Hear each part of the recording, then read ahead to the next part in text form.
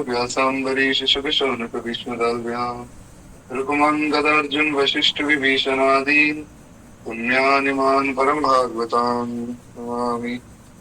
वाञ्छाकल्पतरुभ्यश्च कृपा सिन्धुभ्यैव च पतितानां पावनेभ्यो श्रीवैष्णवेभ्यो नमो नमः।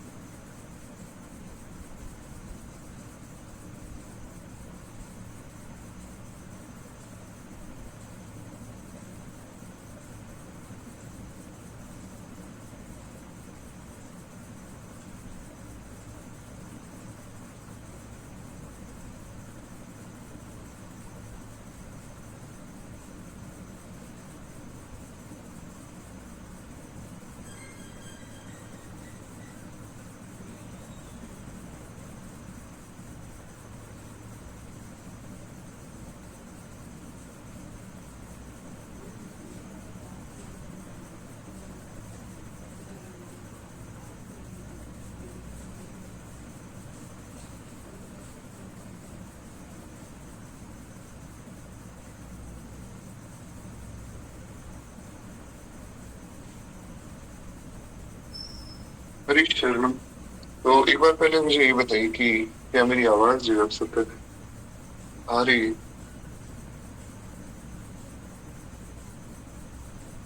जी। तो खैर अनंत अनंत कोटि ब्रह्मांड नायक अखिलेश प्रत्यनि असंख्य कल्याण गुण निधे भक्त वंश कल्पतरु भक्त वत्सल शरणागत वत्सल भगवान की बेहतर कृपा करुणा से हम आप सब श्री भक्तमान जी का श्रवण लाभ दे रहे हैं। एक बार प्रेम से बोलिए भक्त वत्सल भगवान की जय। देखिए मुख्य बात ये है कि जो हमारी कथा है अब भगवान जाने कितने दिन चलेगी, पर कुछ 2-4 दिन अभी है हमारे हाथ में, तो कम से कम 2-4 दिन तो चर्चा हो आगे, जब तक चले वो भगवान की इच्छा। तो हम लोग प्रयास करेंगे जितना हम सुन सके उतना हम सुने प्रेम से। तो इसलिए थोड़ा सा आप सावधानी से सुनिएगा, इसीलिए ज्यादा से ज्यादा जितना चरित्र हो सकेगा प्रभु की कृपा से हम वो सुनेंगे। एक बार प्रेम से बोलिए वत्सल भगवान की जय। तो हमने काफी छपे जो है पूर्ण किए थे, अनेक भक्तों के चरित्र हमने प्रभु कृपा से सुने थे। उसके बाद फिर हमने श्री राजऋषि निमि और नव योगेश्वरों का जो संवाद हुआ है भक्ति को लेकर, अन्य अन्य जो मार्ग है, कर्म योग है, ज्ञान योग है, इन सब के विषय में, जीव के विषय में, परमात्मा के विषय में सब बातें हमने समझी थी। आशा करता हूँ आपको सब बातें ध्यान में होंगी। अब हमें अगले छप्पे पर बढ़ना है, जो है नवदा भक्ति के आचार्य, जिन्होंने नवदा भक्ति के विषय में हमें समझाया। भगवान ने बताया कि नवदा भक्ति किस प्रकार से होती है, कि प्रहलाद जी ने भी भागवत जी में बताया है नवदा भक्ति के विषय में। और नवदा भक्ति जिन्होंने करके दिखाई, अब उन भक्तों का चरित्र हमें सुनना है।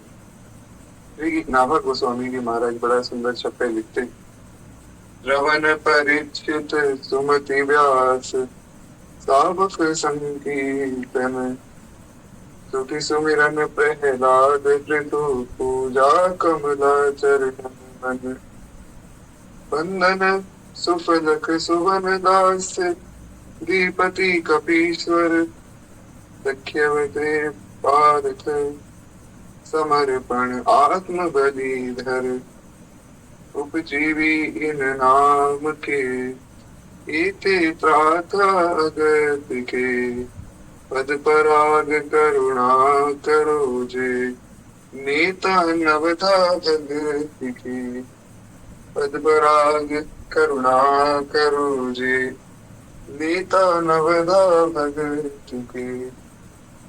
एक बार प्रेम से बोलिए भक्त वत्सल भगवान की जय। तो इस प्रकार से श्री नाभा गोस्वामी जी ने सबका नाम लिया जिन्होंने नवता भक्ति का उपदेश किया है।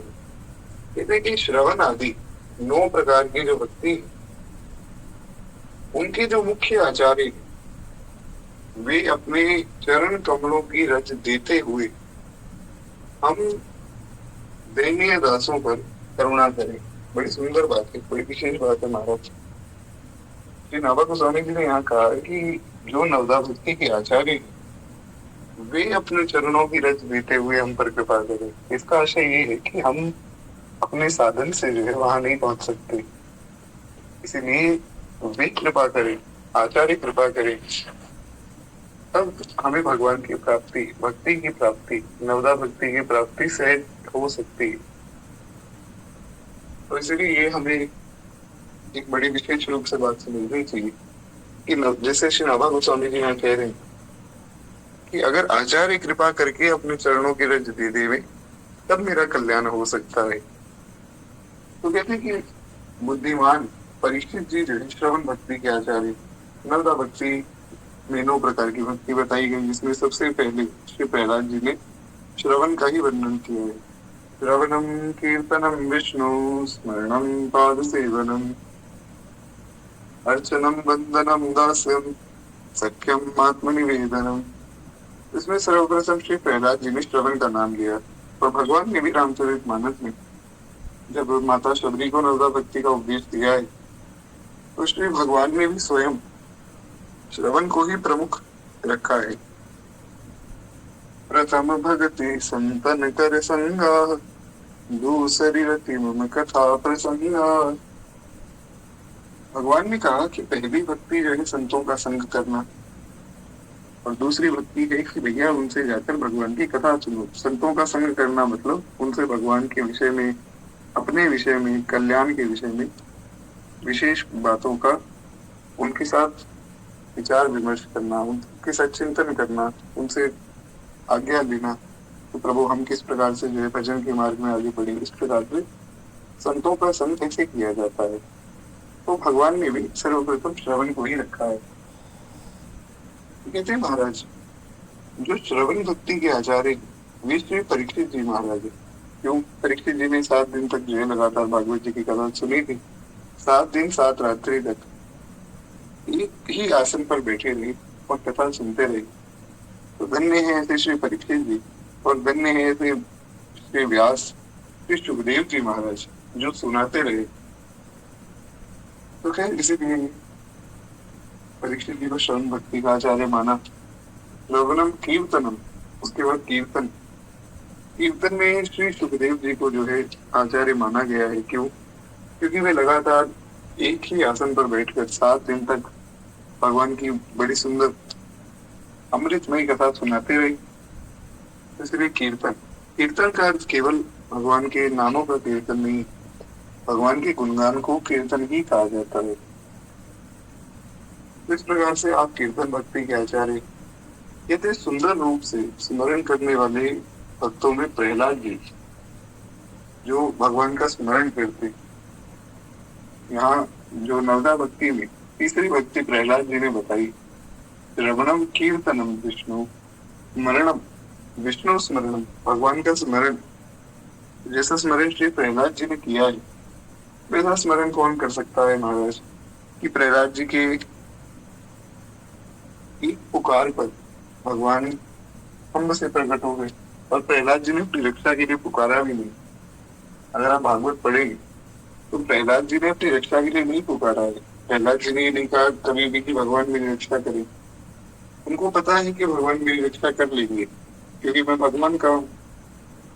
जैसे एक छोटे बालक को पता है कि अगर मुझे कुछ हो जाए तो मेरी माता जो है वो मेरा ध्यान रखेंगी, तो उसको कुछ कहना नहीं पड़ता है। कोई छोटा बालक अगर बीमार हो जाए तो वो बस लेट जाता है बिस्तर पर या कहीं, या फिर वो असहाय हो जाता है, अपने आप आकर उसकी माता जो है उसकी सहायता करती है। तो इस प्रकार से समझना चाहिए कि भगवान से कहना नहीं पड़ता है कि भगवान हमारी रक्षा करे। इसलिए जो भक्ति के, शरणागति के जो 6 सिद्धांत हैं उसमें भी ये बात कही गई कि महाविश्वास होना चाहिए। एक वैष्णव के मन में, एक भक्त के मन में महाविश्वास होना चाहिए कि मैं भगवान का हूँ और भगवान मेरे। एक बार भगवान की जय। तो इस प्रकार से जो है स्मरण करने वाले भक्तों में श्री प्रहलाद जी को आचार्य स्वरूप में माना है। कहते हैं कि अष्टयाम जो भगवत चरण सेवा है, उसमें मन देने वालों में श्री लक्ष्मी जी और विधि समेत जो है पूजन भक्ति में पृथ्वी जी को प्रधान माना है। क्योंकि बात ये है, कहीं ना कहीं गलती हो सकती है। ऐसा बहुत बार देखा गया, सुना गया कि महाराज बहुत विधि से पूजा की गई, बहुत विधि से सब काम किया गया, फिर भी कहीं ना कहीं गड़बड़ हो गई। क्योंकि बात ये है कि हम मनुष्य हैं और मनुष्य तो गलती कर ही देता है। इसीलिए जो है जब भी पूजा भगवान की जाती है, भगवान की सेवा हम करते हैं, तो अंत में यही कहा जाता है, भगवान से क्षमा मांगी जाती है, प्रभु हमने इतना सब कर लिया, पर मंत्रहीन क्रियाहीन भक्तिहीनम जनार्दन यत् पूजितम मया देव परिपूर्ण तदस्तुते। भगवान से प्रार्थना की जाती है, प्रभु मैं मंत्रहीन हूँ, क्रियाहीन हूँ, भक्तिहीन हूँ, मुझे कुछ नहीं आता है, फिर भी आपकी कृपा से जो मैंने पूजा की है, जो मैंने प्रयास किया है, उसको आप सफल करें, ऐसी मैं प्रार्थना करता हूँ। ऐसा जो है एक भक्त प्रार्थना करता है, क्योंकि संभव है कि हमसे गलती कहीं ना कहीं बन गई हो। पापो हम पाप कर्मा हम पापात्मा पाप संभव त्राहि मां पुंडरीकाक्ष सर्व पाप हरो हरि इत्यादि प्रकार से बहुत से क्षमापन के मंत्र कहे जाते हैं। इसमें मुख्य बात यही समझने वाली है कि हमसे गलती हो जाए, ऐसा हो सकता है, और भगवान उसको क्षमा करते हैं। और पृथु जी महाराज ने बहुत विधि के साथ पूजा की, तो बहुत संभल के पूजा की भगवान की कृपा से ही। हालांकि पृथु जी 24 अवतारों में भगवान के एक अवतार भी माने गए। हमने 24 अवतारों की कथा सुनी थी, उसमें हमने शिव पृथु जी की कथा भी सुनी थी।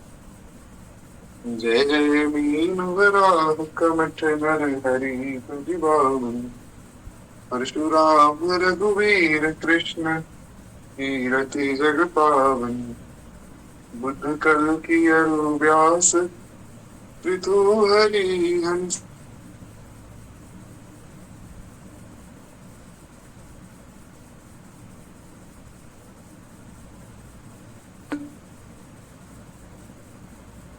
त्रिपति दत्त कपिल देव सनकादिक करुणा करो 24 रूप लीलार चिर श्री अग्रदास पग भगे।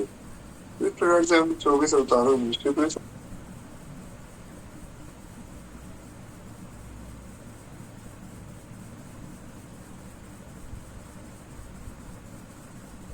जी खैर एक बार प्रेम से भगवान की जय। एक बार ये बताइए कि क्या मेरी आवाज आप लोगों को आ रही?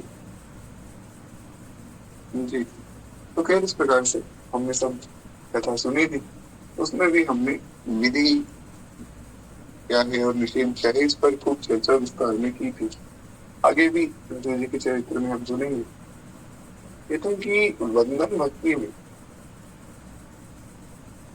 क्रूर जी और दास से भक्ति को प्रकाशित करने वाले श्री हनुमंत लाल जी महाराज सर्वश्रेष्ठ भक्त हैं।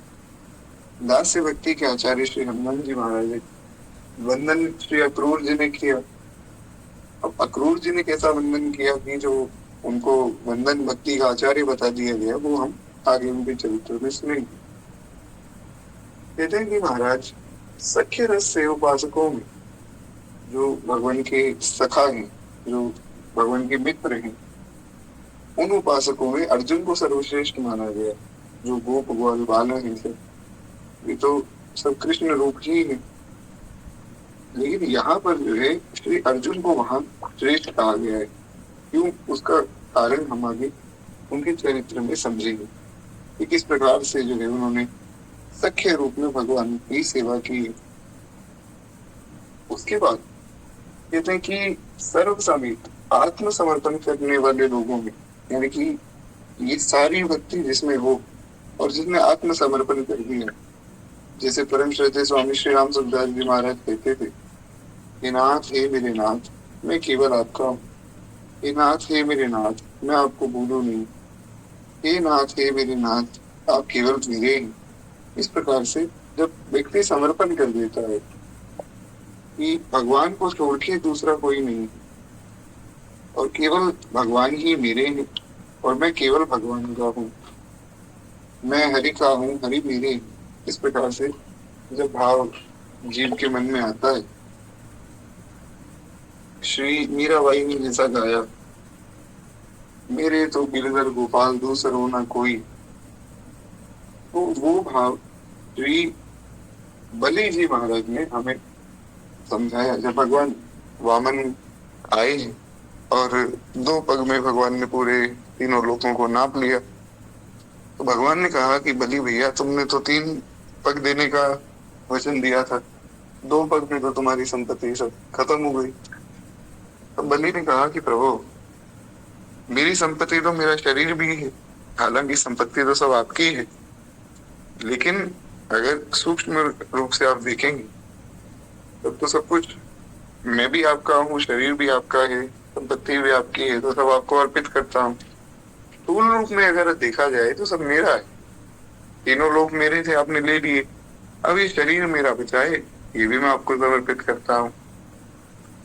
और जब मैंने शरीर ही समर्पित कर दिया तो जो मैं हूँ, जो मेरी आत्मा है, वो पृथक तो रहेगी नहीं।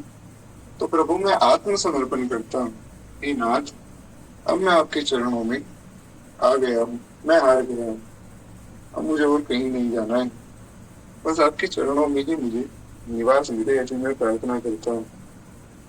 एक बार प्रेम से बोलिए श्री बलि जी महाराज की जय। ऐसा ही भाव श्री मीराबाई ने कहा है। देखिए बात ये है कि मेरा गला थोड़ा सा खराब है, इसीलिए मैं गा नहीं पाऊंगा, पर भाव बड़ा सुंदर है। श्री मीराबाई कहती, श्याम मन चाकर राखो जी, गिरधारी लाल चाकर राखो जी, जाकर रहसो बाग लगासो, नित उठ दर्शन पासो। बड़ा प्यारा भाव है। मीराबाई कहती है कि हे प्रभु, मुझे जो है आप अपने यहाँ नौकरी पे रख लीजिए। भगवान ने कहा कि अगर मैं आपको नौकरी पे रख लूंगा तो उससे मेरा क्या लाभ। मीराबाई ने कहा, प्रभु चाकर रहसो बाग लगासो, नित उठ दर्शन पासो। आपकी सेवा हो जाएगी, नित्य आपका सुंदर बाग बना दूंगी, जिसमें आप श्री किशोर जी के साथ विचरण कीजिएगा और मैं आपका दर्शन कर लूंगी नित्य। और श्री वृंदावन की कुंज गलियों में महाराज घूम घूम कर आपका यश भी गाऊंगी। श्री वृंदावन की कुंज गलियों में, श्री वृंदावन की कुंज गलियों में, हरि की लीला दास, राम माने चाकर राखो जी। बड़ा अद्भुत भाव है। फिर प्रभु कृपा करेंगे तो हम पुनः कभी इस भाव का स्मरण करेंगे। अभी थोड़ा सा गला बैठा है, इसलिए मैं गा नहीं पाऊंगा। तो ऐसा ही भाव श्री मीराबाई का भी आत्मसमर्पण। तो कहते हैं कि महाराज इस प्रकार से 9 प्रकार की भक्ति में 9 लोगों को आचार्यत्व प्रदान किया गया है। और भगवान ने कहा है कि मैं नवदा भक्ति के इन आचार्यों के नाम के आश्रित हूँ, अर्थात इनका नाम लेकर जीविका चलाता हूँ और जीवन धारण करता हूँ। ऐसा श्रीनाथ गोस्वामी जी कहते हैं कि जीवों को नरक गमन आदि दुर्गतियों से बचाते हैं और इन श्रेष्ठ भक्ति के जो आचार्यों की कृपा से ही नवदा भक्ति का आचरण संभव है। बड़ी सुंदर बात श्री नवा गोस्वामी जी ने कही। अभी महाराज जो शरीर के दादाजी, उनका वैकुंठ गमन हुआ, बड़ा ही अद्भुत। ऐसा परम पद तो मैंने तो अपने जीवन में पहली बार देखा।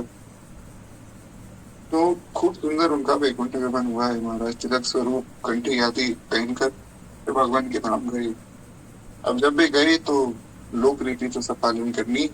महाराज गरुड़ पुराण की कथा हुई घर में, तो उसमें बहुत सी बातें गरुड़ पुराण में ऐसे पता लगी जो बड़ी आश्चर्यचकित कर देने वाली।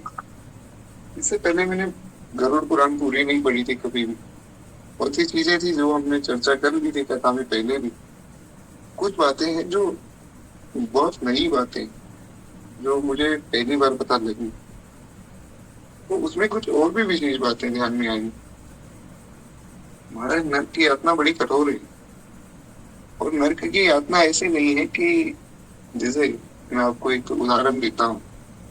जैसे बहुत से लोग ऐसा कहते हैं कि स्वर्ग या नर्क ऐसा कुछ नहीं होता है, सब कर्मों का खेल है, यही आपको उसका परिणाम मिल जाएगा। ऐसा आपने संभवतः सुना भी होगा लोगों से कि भाई यही हो जाता है सब कुछ, हिसाब किताब, ऊपर कुछ भी नहीं है, नर्क स्वर्ग नहीं होता है। अब वहां पर गरुड़ पुराण में जब मैं सुन रहा था, एक बड़ी अच्छी चीज ध्यान में आई कि अगर नर्क और स्वर्ग ना होता तो गरुड़ पुराण में उसका वर्णन क्यों आता। चलिए मान लेते हैं कि आपने गरुड़ पुराण को भी नहीं माना, फिर भी नरक और स्वर्ग की सत्ता को स्वीकार करना पड़ेगा। क्यों? जैसे एक व्यक्ति ने किसी दूसरे व्यक्ति की हत्या कर दी, अब ज्यादा से ज्यादा उसको 20 साल की सजा होगी, ऐसा हमारा जो भारत का कानून है वो कहता है। मान लेते हैं कि उस व्यक्ति को सरकार ने मृत्यु दंड दे दिया, फांसी की सजा दे दी। हालांकि फांसी की सजा होती नहीं, पर मान लेते हैं कि मैक्सिमम, ज्यादा से ज्यादा सरकार क्या कर सकती है कि उस व्यक्ति को फांसी की सजा देगी। किसी ने 5 लोगों का खून कर दिया, उसको भी फांसी की सजा हो सकती है ज्यादा से ज्यादा। किसी ने 20 लोगों को मार दिया, ज्यादा से ज्यादा उसको भी फांसी की सजा हो सकती है। व्यक्ति को मारने से बड़ी सजा तो कोई दूसरी तो हो नहीं सकती। तो अब ये तो अन्याय हुआ, एक व्यक्ति खून करने वाले को भी फांसी की सजा और 20 खून करने वाले को भी फांसी की सजा, तो ये तो अन्याय हो गया ना। इसलिए नर्क और स्वर्ग की सत्ता स्वीकार करनी पड़ेगी। नर्क में जो यातना मिलती है वो आपके कर्मों के अनुसार पूरा हिसाब किताब होता है, और बहुत लंबी यातना है महाराज, बहुत बहुत ज्यादा समय लग जाता है। एक ये बड़ी विशेष बात है जिस पर हम कभी चिंतन करते नहीं, पर गरुड़ पुराण पढ़कर मेरे मन में एक बात आई कि बहुत लंबी यात्रा है। इतने हजार साल इस योनि में जाओ, इतने हजार साल इस नर्क में पड़े रहो, इतने हजार साल यहाँ जाओ वहां जाओ, बहुत समय बर्बाद हो जाता है। इसलिए हमें समझना चाहिए कि भजन करके हम भगवान के धाम में पहुंचे और वहां जाकर महाराज हम भगवान की सेवा करें। ये बड़ी एक विशेष बात है जो सबको समझ।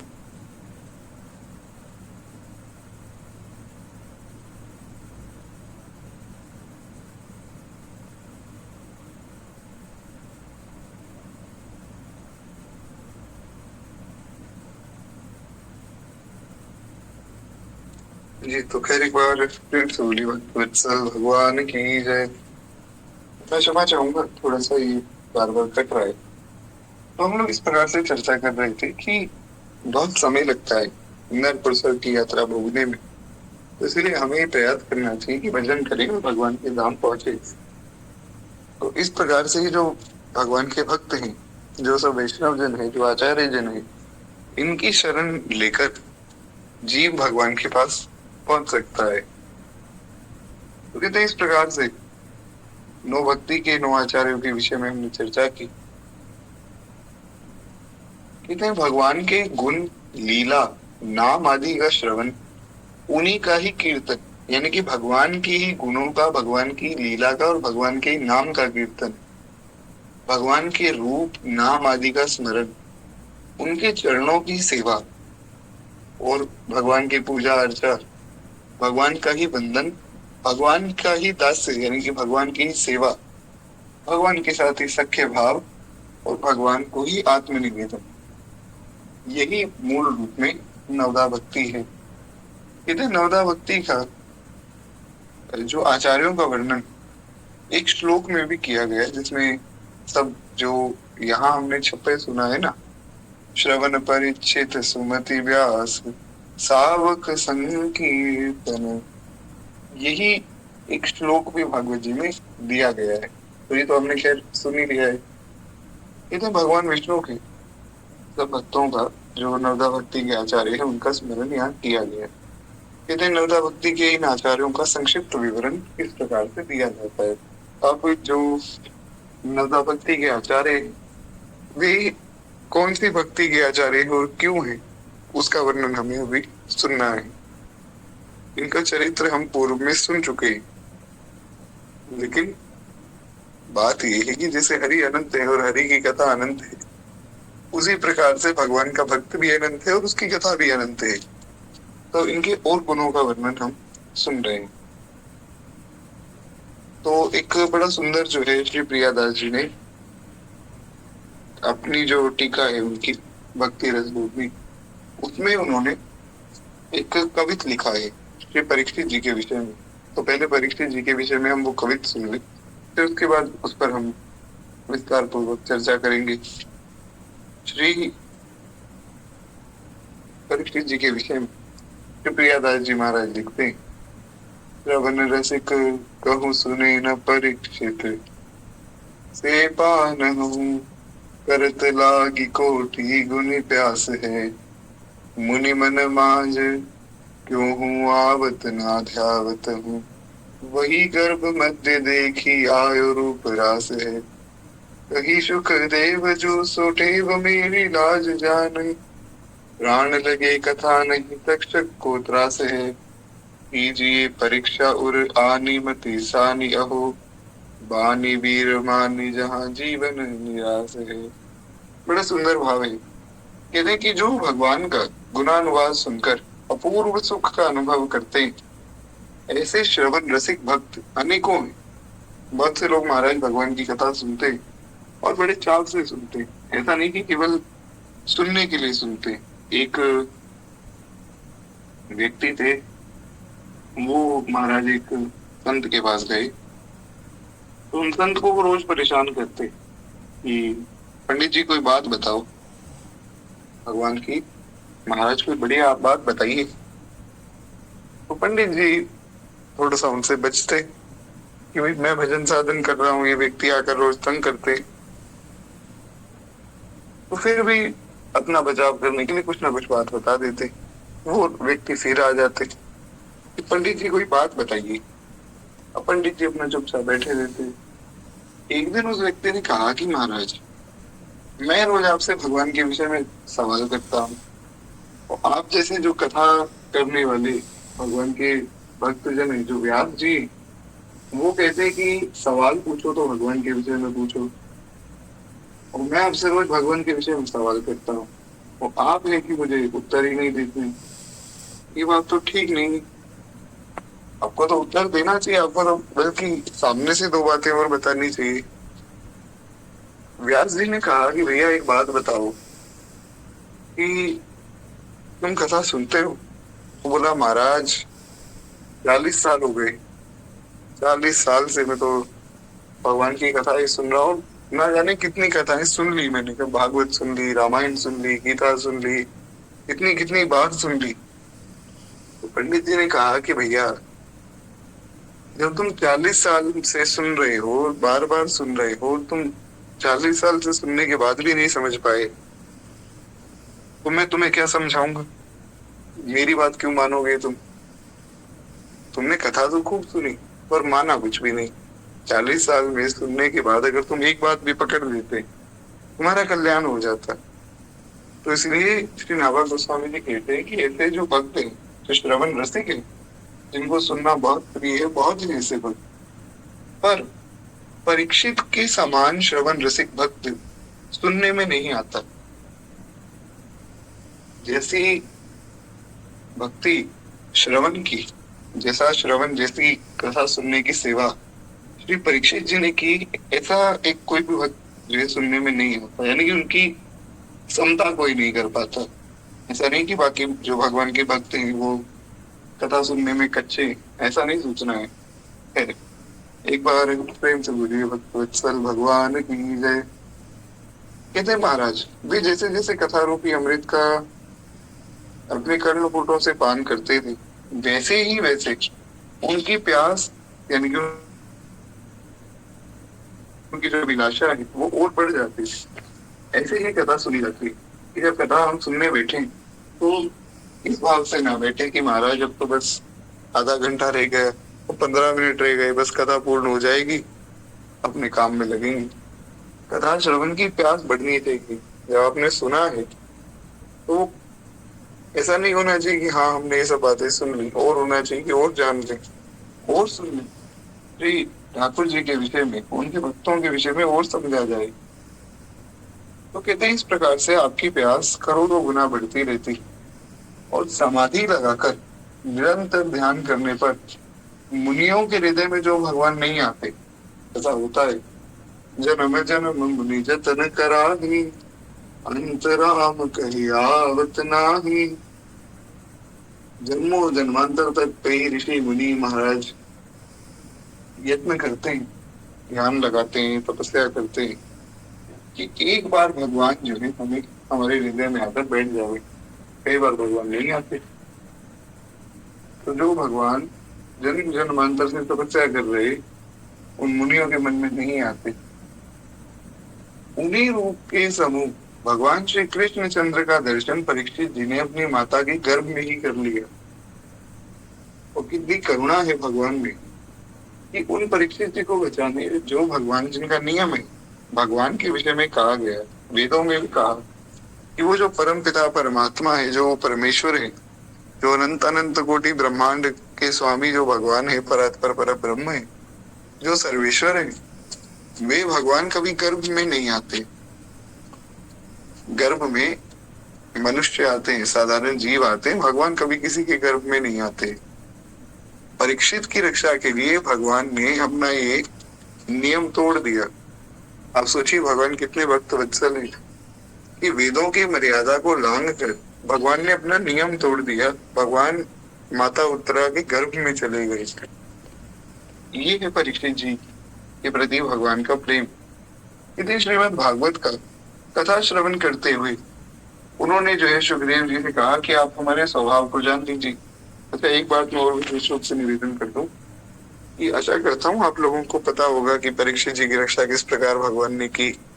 अक्षरधामा ने महाराज ब्रह्मास्त्र चलाया, भगवान उत्तरा के गर्भ में गए, उत्तरा के गर्भ में जाकर भगवान ने उस ब्रह्मास्त्र को नष्ट किया और फिर परीक्षित जी की वहां रक्षा की। परीक्षित जी देख रहे थे किस प्रकार से भगवान मेरी रक्षा कर रहे हैं। इत्यादि प्रकार से कथा सब आपने सुनी हुई है, हमने भी खूब इस पर चर्चा विस्तार में की। तो हम आगे बढ़ते हैं। तो कहते हैं कि जब ये परीक्षित जी महाराज सुखदेव जी से कथा सुन रहे थे, ये उस समय की बात है, तो उन्होंने सुखदेव जी से कहा कि प्रभु आप मेरा स्वभाव जान लीजिए, मेरे प्राण कथा में लीन हो रहे, मुझे सांप के डसने का कोई भय नहीं। ऐसा भागवत जी में कि परीक्षित जी ने कहा कि तक्षक नाग मुझे डस लेगा और मैं मर जाऊंगा, इस बात का मुझे कोई डर नहीं। बात ये है कि आप चाहें तो मेरी परीक्षा लेकर देख सकते हैं। सुखदेव जी ने ये बात मान ली कि राजा की बुद्धि कथा में लीन हो गई और राजा की श्रवण निष्ठा अनुपम है। 7वें दिन कथा कहकर जैसे सुखदेव जी ने वाणी को विश्राम दिया, वैसे ही इन्होंने शरीर त्याग दिया। अब जब शरीर ही त्याग दिया तो उस शरीर को अब चाहे कोई सांप डसे, चाहे कोई महाराज उसको काट दे, कुछ भी हो जाए, तो शरीर तो त्याग ही दिया है। हालांकि हमारे यहाँ एक बहुत लंबा एक प्रोसीजर है व्यक्ति की अंत्येष्टि का, बहुत समय लगता है, वो सारा कार्य करना भी चाहिए, चाहे कोई वैष्णव हो चाहे कोई अवैष्णव हो। अंतिम क्रिया तो सबकी होनी चाहिए। बड़ी सुंदर व्यवस्था है महाराज।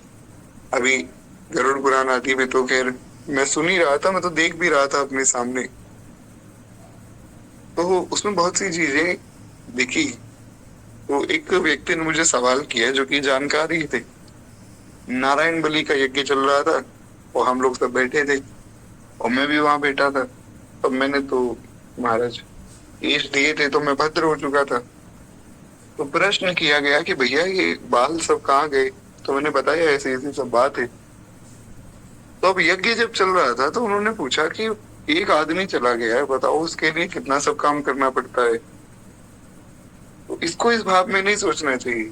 हमें ऐसा नहीं सोचना चाहिए कि एक आदमी के जाने के बाद हमें इतना काम करना पड़ रहा है। हमें ये सोचना चाहिए कि एक आदमी के जाने के बाद उसके कल्याण के लिए कितनी सुंदर व्यवस्था भगवान ने दी कि कहीं किसी का अकल्याण ना हो। इसलिए मृत्यु का जो क्षण है बड़ा विशेष है। हमारे यहाँ संतों में भी कहा जाता है कि अगर कोई मरने वाला है और आपने उसकी मृत्यु के समय में उसकी सहायता कर दी, यानी कि उसको भगवान का नाम सुना दिया, उसको तिलक स्वरूप जो है दे दिया, उसको कंठी पहना दी, महाराज उस व्यक्ति को किसी भी प्रकार से आपने भगवान से उसकी निकटता करवा दी, भगवान का स्मरण करवा दिया, तो भगवान आप पर द्रवित हो जाते हैं, भगवान आपसे बड़े प्रसन्न होते हैं। अंतिम समय बहुत विशेष है, बड़ा क्रिटिकल पीरियड है ये अंतिम समय। इसलिए इस समय में तो ये रोना धोना छोड़कर उस व्यक्ति के कल्याण का चिंतन करना चाहिए। अंतिम समय जब अपना आवे तब भी अपने भी कल्याण का चिंतन व्यक्ति को करना चाहिए। इतना तो करना स्वामी जब प्राण तन से निकले, गोविंद नाम लेकर तब प्राण तन से निकले। बड़ा प्यारा भाव है। अब क्या मैं गा नहीं पाऊंगा, तो हम थोड़ा आगे बढ़ते हैं। थोड़ा प्रेम से बोलिए भक्तवत्सल भगवान की जय। तो इस प्रकार से जो है श्री परीक्षित जी महाराज ने शरीर को त्याग दिया। उसके बाद फिर तक्षक आया, उसने इनके शरीर को डस लिया। तो परीक्षित जी का कल्याण हुआ है। आगे सुखदेव जी का चरित्र है। कहते परमहंस सुखदेव जी माता के गर्भ से जन्म लेते ही वन को चल दिए। इनकी कथा आप सबको ज्ञात ही है। सुखदेव जी महाराज माता के गर्भ में आए, 12 साल तक गर्भ से निकले ही नहीं, 12 साल तक गर्भ में ही रहे।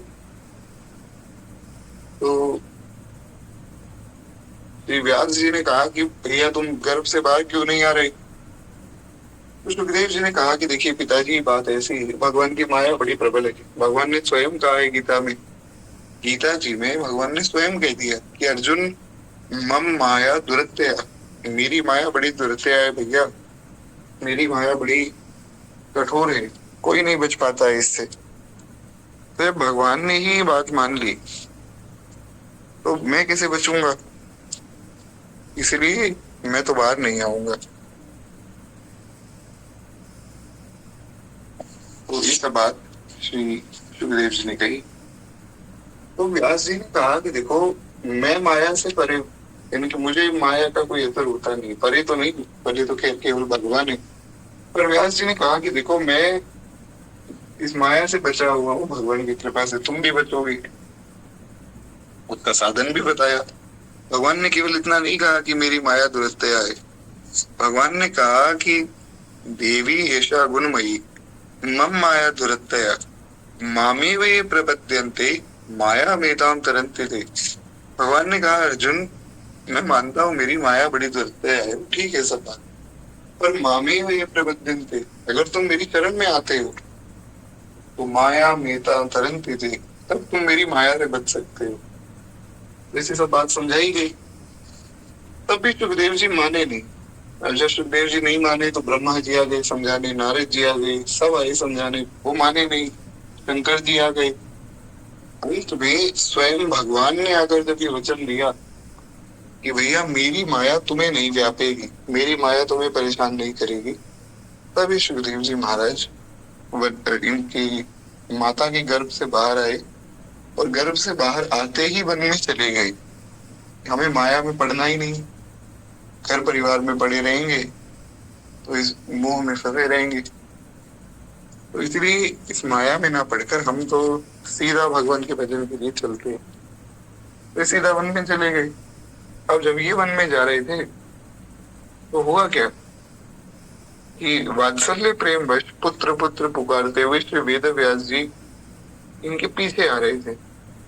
अब इसके बहुत से कारण बताए जाते हैं। एक कारण ये बताया जाता है कि देखो वेद व्यास जी को भी मोह हो गया, पुत्र मोह में वे पुत्र पुत्र करते भाग रहे थे।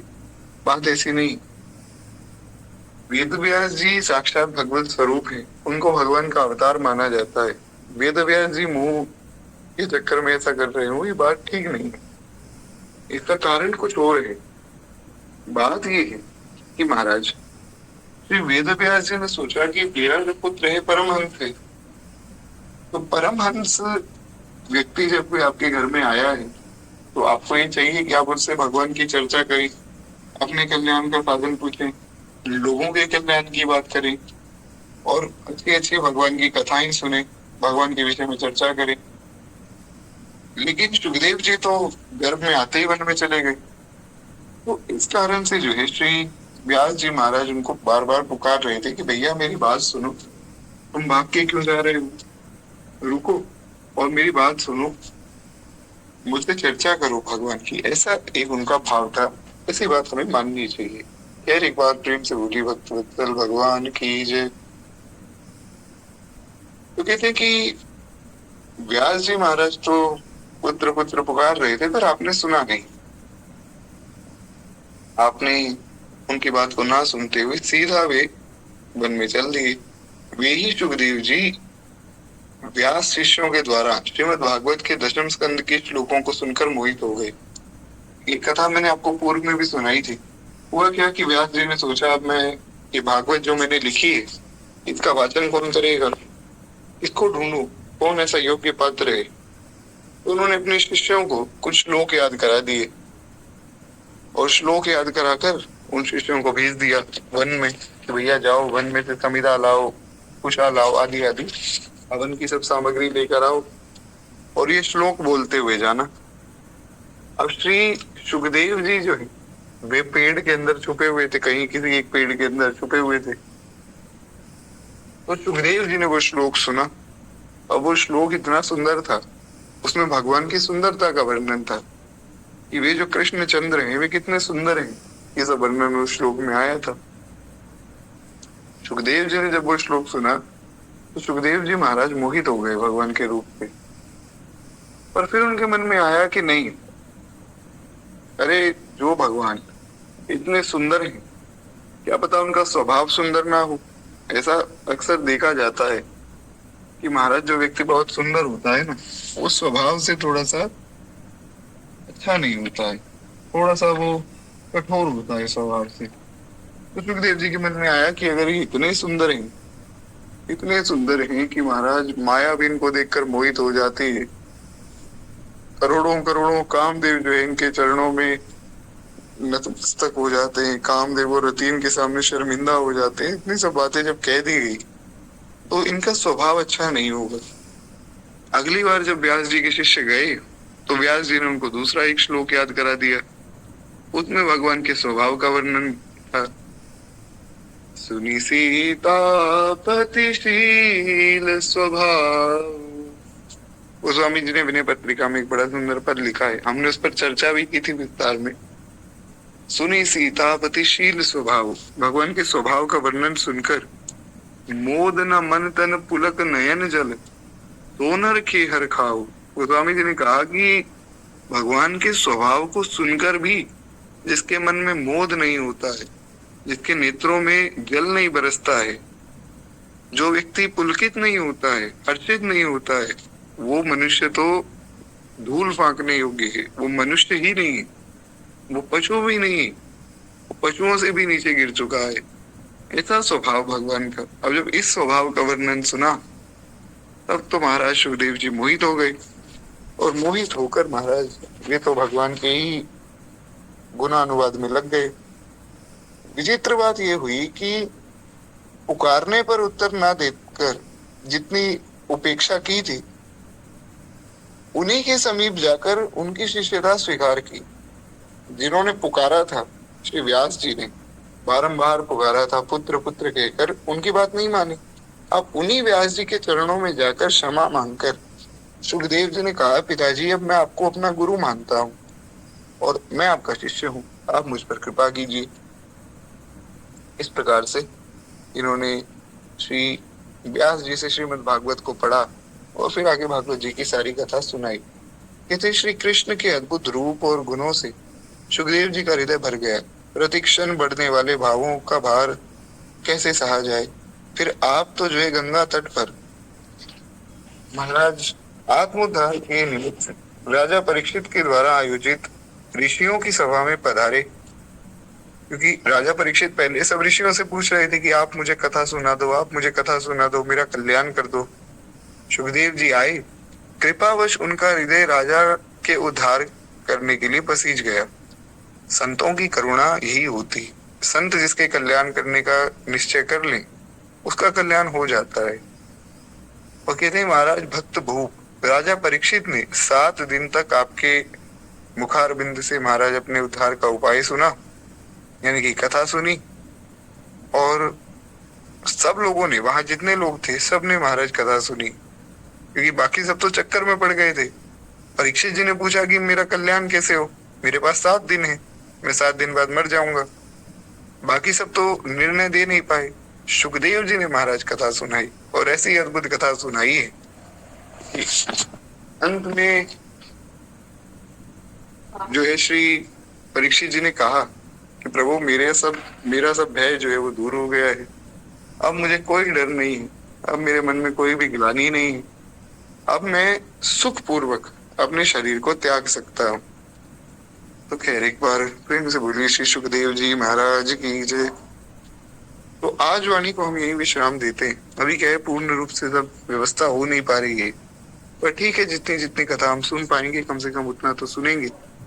कल का समय 5 बजे का ही रहेगा, 5 बजे से कब तक चलेगी वो भगवान जाने।